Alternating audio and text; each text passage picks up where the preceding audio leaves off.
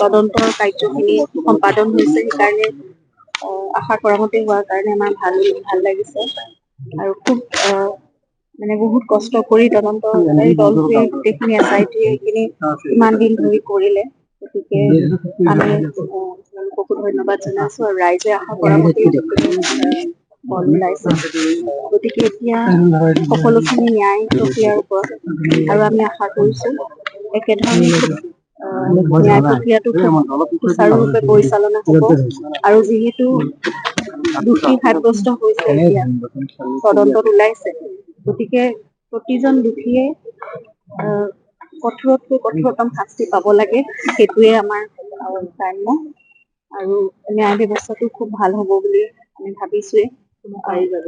কোনো সাৰি যাব নালাগে আৰু সেই তদন্ত ব্যৱস্থাৰ ওপৰতো আমাৰ আস্থা আছিল আৰু আমাৰ দেশৰ আইনৰ ওপৰত আমাৰ ন্যায় ব্যৱস্থাৰ ওপৰতো সিমানেই আস্থা আছে। গতিকে সেইখিনি হ'ব বুলি আমি আশা কৰিছো। আৰু তাতে আজি মাননীয় মুখ্যমন্ত্ৰী মহোদয়ে কৈছে যে ফাষ্ট ট্ৰেক আদালতৰ কথা তেওঁলোকে হাইকোৰ্টত আপিল কৰিব। গতিকে সেইখিনি আমিও সকলোৱে বিচাৰিছো, ৰাইজেও বিচাৰিছে, আমি পৰিয়ালৰ ফালৰ পৰাও বিচাৰিছো যিমান সোনকালে পাৰে সেই ন্যায় প্ৰক্ৰিয়াটো আৰম্ভ হওক আৰু ভালকে পৰিচালিত হওক আৰু এটা মীমাংসা যাতে আমি সোনকালে পাব পাৰো। আৰু পুনৰবাৰ কৈছো, দোষীয়ে কঠোৰতকৈ কঠোৰতম শাস্তি পাব লাগিব। আমাৰ গোটেই মানে আমাৰ ঘৰখন থানবান হ'ল, গোটেই অসমৰ ৰাইজে এই বস্তুটো সেয়াই বিচাৰি আছে যে কেনেকে জুবিন গাৰ্গৰ দৰে এটা সত্তা এনেকে নোহোৱা হৈ যাব পাৰে।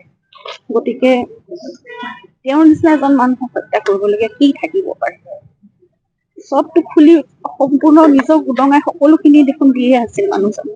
তাৰপিছতো এনেকুৱা এটা ষ্টেপ কিয় ল'ব লগা হ'ল? গতিকে এতিয়া দোষীয়ে শাস্তি পাওক, সেয়াই আমাৰ কামনা।